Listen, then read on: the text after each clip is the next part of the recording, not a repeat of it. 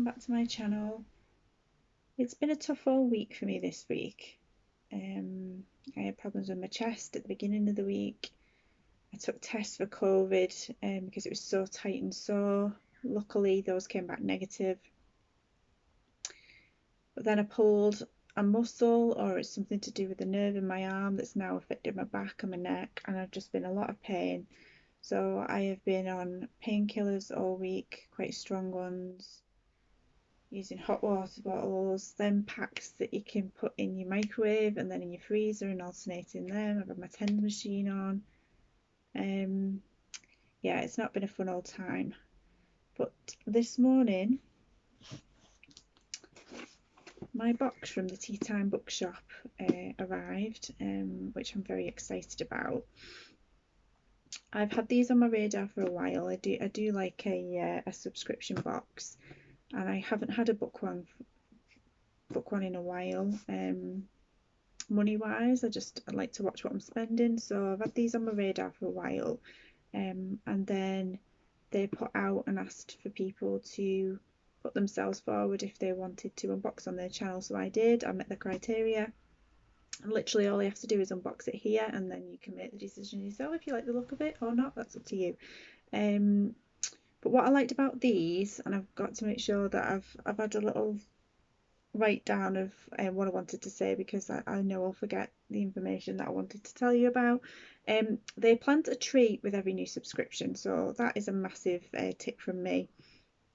But they have 1, 2, 3, 4, 5, 6, 7, 8, 9, 10, 11, 12 different boxes that you can apply for, which I think covers every age range of people. I've been keeping an eye on they've got a little ones children box 4 to 7 that I've got my eye on for Sophie. So I'm considering that one for her. But they've got a bestseller box, so obviously that will have a bestseller book in it. They've got a book lovers gift hamper, which I've looked at, and that's pricier, but it's like real luxury. You get a book and you get all kinds of little treats. A crime and thriller box, a historical fiction box, like I just said, the little ones children books box, which is ages 4 to 7, a politics, sciences and insights book box, which I've never seen anywhere else before, a rom-com book box, a surprise me book box, so I'm assuming that rather than pick any of these other ones, you just put surprise me and they send you a random book. The toddlers children's book, which is ages 1 to 3, a vintage book box, and the picture that they had on the website was like a vintage penguin book, a YA fiction book box, and then a young bookworm book box, which is ages 8 to 11. So that would be a future one for Sophie. I'm not really sure what's in this. Obviously for me then it is therefore a surprise box, but I believe inside there's going to be a drink option, and there's going to be some book related goodies as well as the book. They did ask me which drink I would like. Now I am into tea. I'm never into coffee because I don't like drinking coffee. I am into tea, but I've got that many different teas downstairs of my own. So I've got things like peppermint, green tea. I always get the is it pucca tea, sleepy, is it called Sleepy Time? I've had it for that long now. I just buy it regularly in my shop and now I can't remember. But the Sleepy Time, one of the pucca teas. So I've got lots of different ones down there to try. And so I thought, actually, I'm going to go for hot chocolate. So I don't know which hot chocolate it'll be, but I'm really looking forward to trying that. So I haven't opened it this morning purposely because I wanted to wait to a time where I could feel a bit more relaxed. And just, yeah, we're back to the background of the bed. While I'm feeling like this, I can't be sitting on the floor in front of a bookcase or in front of my book cart. So I apologise in advance, but at the minute I need to protect my back and my neck. So we're going to do it here, but I can't wait to unbox this any longer because I'm excited. I've took my address off the front already, as you can see, just so nobody sees it. I think you can pull it on there, can you? I'm going to make a right pig's ear of this, bear with me. I do actually think you can pull it at the front, I just don't think I've got the for it. So yeah, so if you can see there on the top it says small acts change the world, planet first, with your support we contribute towards planting more trees in the UK and abroad. It's all about the trees, saving books every year. 77 million books go to landfill. With every book box you rescue a lonely book. eco packaging. All the packaging is made from recycled materials. Recycle your box to turn me into something new. Share your unboxing at Teatime Bookshop. So that's exciting. So yeah, we just got paper along the top. So I've got a Polder Mill Distinctive Heritage Taste Traditional Hot Chocolate. So I'm looking forward to that. It does say that you just put boiling water in, but I actually think I might put some milk in it because I actually prefer a milky hot chocolate. So there's that. We've got some Meredith and Drew wonderful white choc chip cookies. I don't think I'll get a look in with them. I think Sophie's gonna rob them off me straight away. Got a little postcard that says Vellicor, which is spelled Vellichor, and the definition is the strange wistfulness of used bookstores which are somehow infused with the passage of time.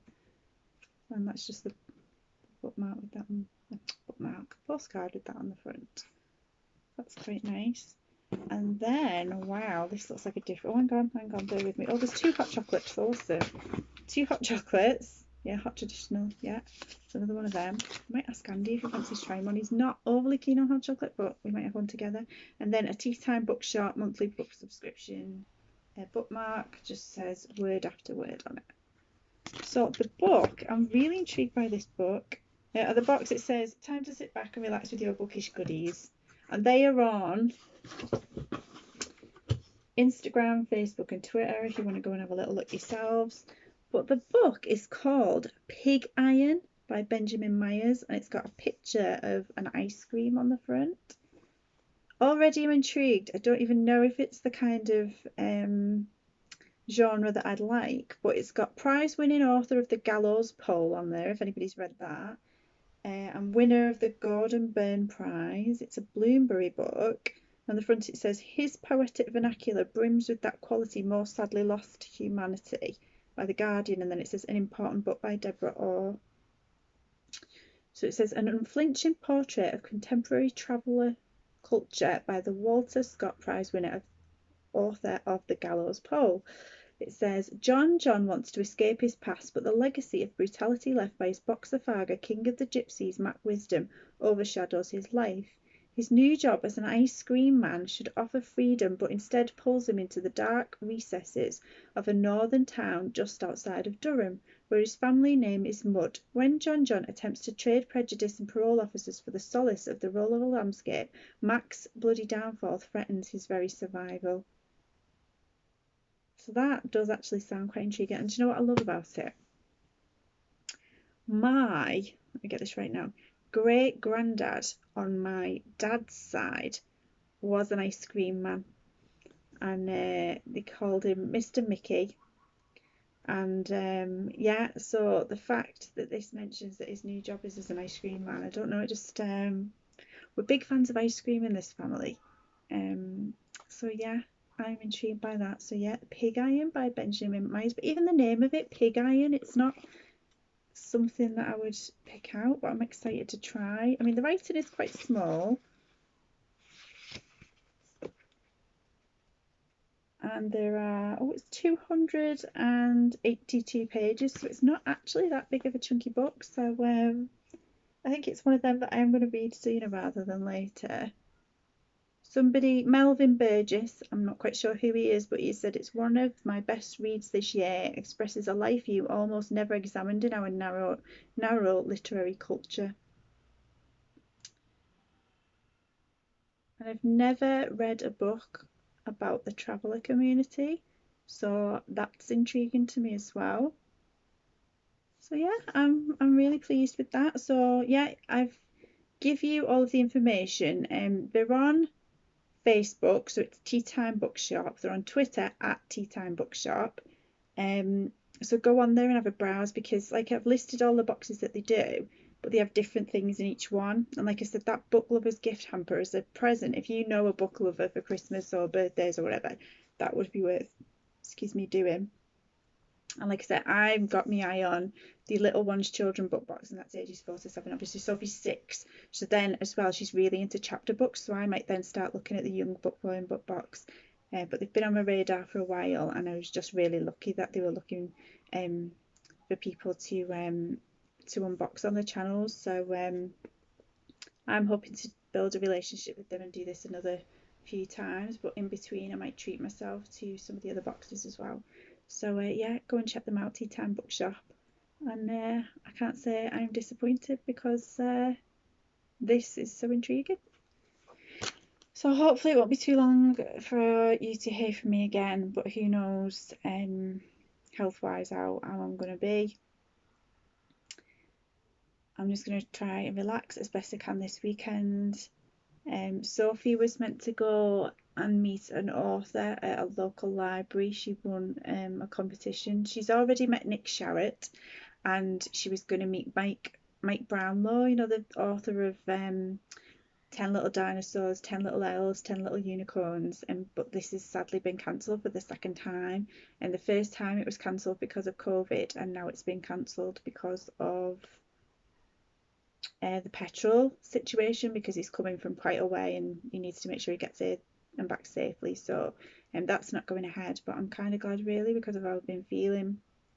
I want to be able to really. I couldn't go to the Nick Sharratt with her. My mother-in-law kindly took her for me, and then this time I was meant to be in work, and then I swapped with a colleague so I could go, and then it hasn't happened, but I've left the swap the way it is because I've not been feeling well this week. I thought, well, I'll work next Saturday instead, and then I've got a breather this weekend to get myself right. So who knows what this weekend's going to bring. Hopefully lots of relaxation.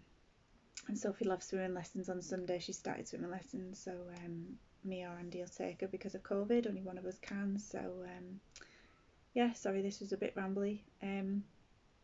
But just to let you know what I'm up to with my reading, I'd say over halfway through Thunderhead, and I'm trying to get that read tonight, ready for the live show tomorrow on Becca Fowles' channel. Today, was it today or yesterday? Bear with me.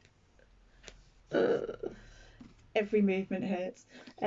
We've got Tristan Strong, Punches a Hole in the Sky. I ordered this secondhand to buddy read with Jessica from Lady Lovestead's channel. We're going to be buddy reading this together. And then I treated myself to one of the books that I had on my Amazon wish list was suddenly showing as £2, and it was the Unhoneymooners. I can't remember who wrote that, but I'll list it below. So I've got that to read at some point. So yeah, that's where I'm up to with my reading at the moment. I am taking part obviously in the Scary Readathon, Monsters University Readathon, because I am the team captain of Team Eek. So if you still want to take part in that, go and check out my announcement video and my TBR video for that. And yeah, and then Andy picks some books for me, so if you want to check that out, go and check out my video. My husband picks my TBR. And if you want to take part in this month's Eurovisionathon book club, it's Burial Rites by Hannah Kent, and that's representing the country of Iceland, so go and check that video out if you want to join in with that. And I think that's everything, so I will speak soon, hopefully feeling slightly better next time you see me.